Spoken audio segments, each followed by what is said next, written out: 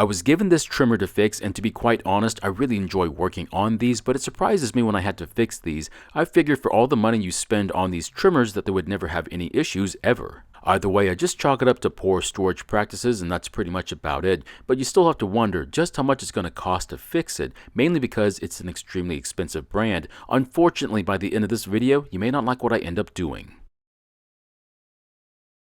In today's video, we're going to look at this Stihl string trimmer, and the problem is that it won't start and run. Now, this thing belongs to a coworker of mine at the massive facility I work at, and they must be making a lot more money than I am. We've both been working there for the same amount of time, and somehow they're able to buy good machines like this one, and I'm stuck using a Featherlight.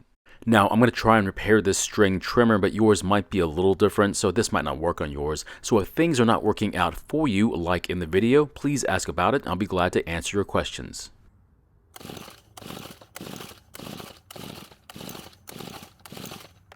As you can see, it won't do anything when pulling on the rope. Now, in the last video where we give it an extensive cleaning, it did start and run after putting some fuel into the carb's throat.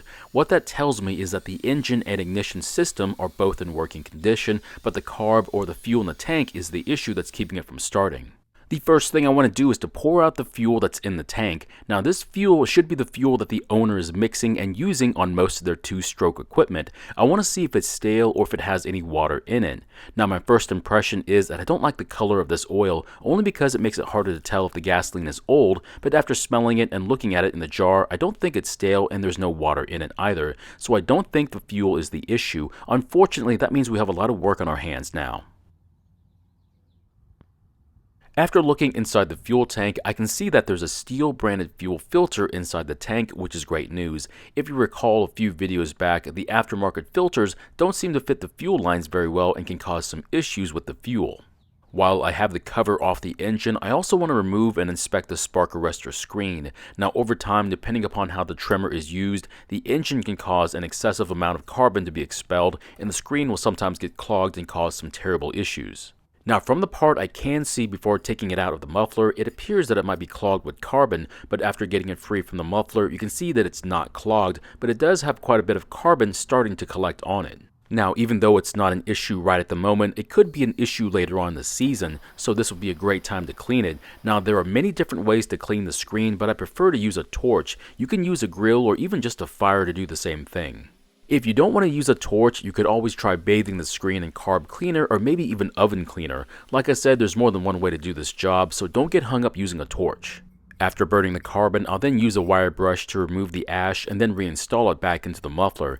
Now, you don't have to reinstall it and run the trimmer without a screen, but the screen is there to prevent grass fires, so I'd recommend reinstalling it. Now, since this engine has valves like a 4-cycle engine, I want to check the valve lash, or basically the clearance between the top of the valve stem and the rocker arms. If the clearance is out of tolerance, then you might have starting and even running issues.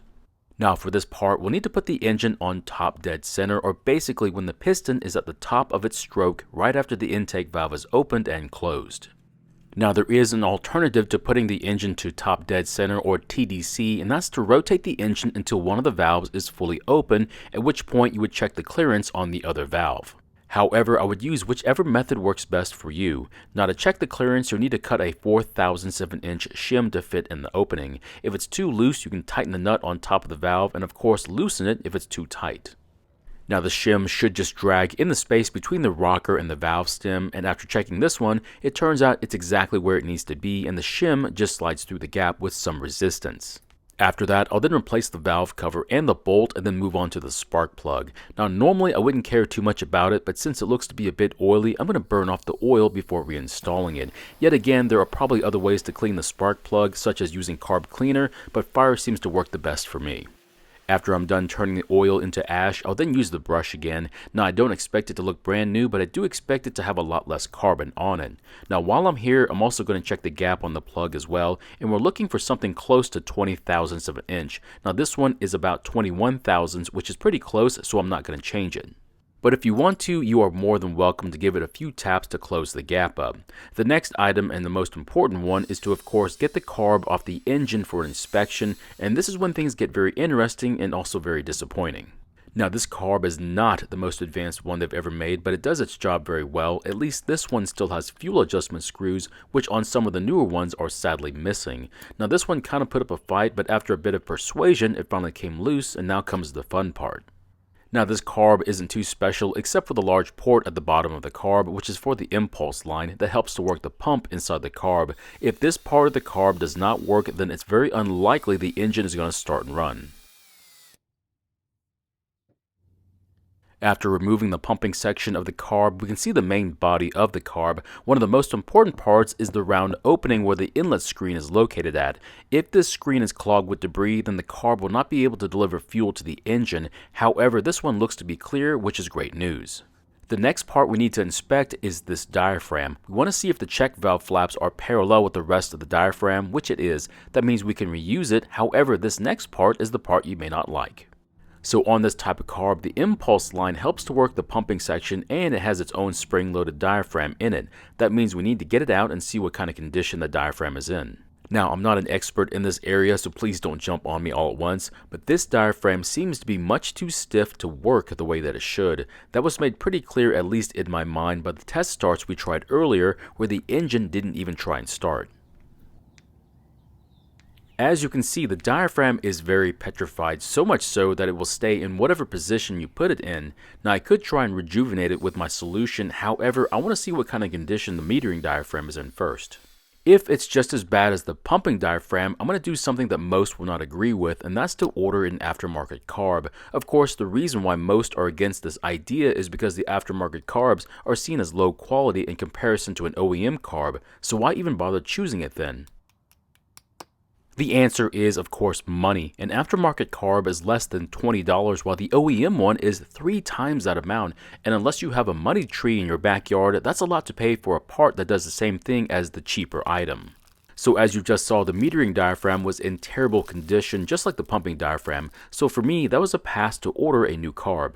Now, if you've seen my past videos, you know I typically work by percentages. What I mean by that is if I have a slim chance to get something working, I'll try a different option. And for this one, with both diaphragms in bad shape, the chances the original carb was going to work was very slim, so I just saved myself the headache of an attempted repair and failure. So this carb kit did come with a tool that I would need to turn the special screws they use to adjust the low and high adjustment screws. Now, depending upon how the trimmer runs after we get it working again, I'll then decide to either make changes to it or leave it alone.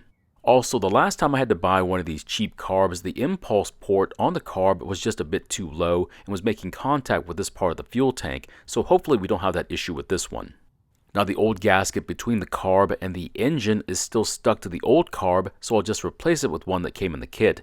Then we'll slide the carb onto the studs and hopefully it'll clear the fuel tank, and then we'll be very close to getting this trimmer working again. I know a lot of the viewers will mention that if I want to increase my chances of a successful carb cleaning, I should just get an ultrasonic cleaner.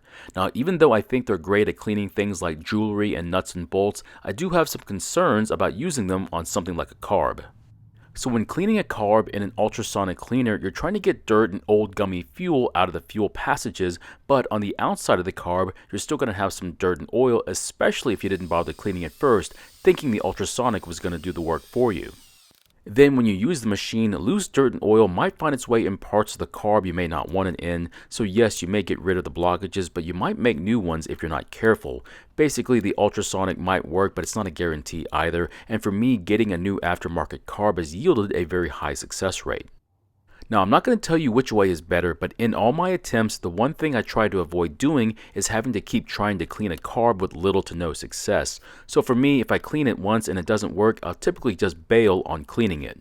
So if that's what you normally do, then why aren't you trying to save this one? The main reason is the pumping diaphragm. If I find a diaphragm that's about 50% gone, I might try and save it. This one, however, was far too gone to try and save, and if I wasn't going to be able to save this one, I wasn't going to waste my time by even trying it.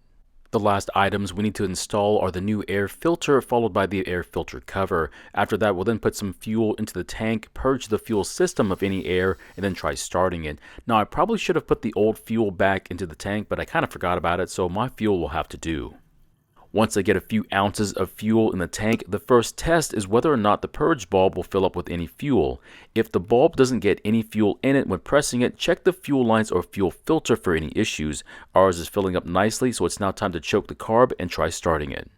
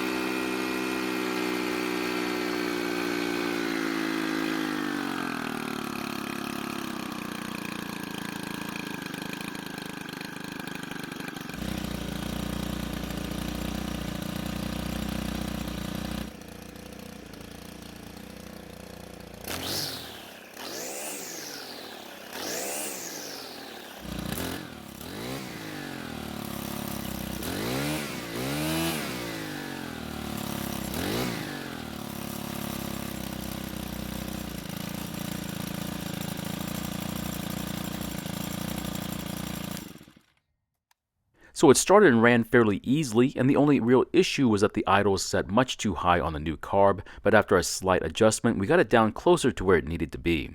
So initially, I don't think I'm going to make any adjustments to the carb, and the reason is because it's acting just how I want it to. The only thing left to do would be to let it cool down and do another test start, and if that goes well, I think it'll be ready to go back to my coworker.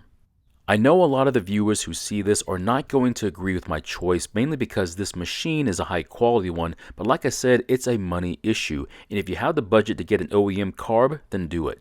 But if you don't and you need to get your trimmer working again for this mowing season, then you do what you have to, and if that means getting a cheap carb, then that's what you have to do then. So if this was my trimmer that I paid full price for instead of my coworkers, what would I have done?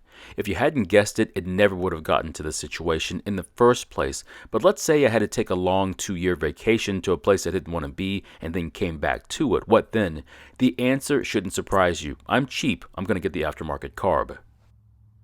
So my question is, what would you have done in this situation? Would you have made a case to the owner to get the higher priced OEM carb, or would you let them decide, and if they decided against the OEM carb, would you agree with them?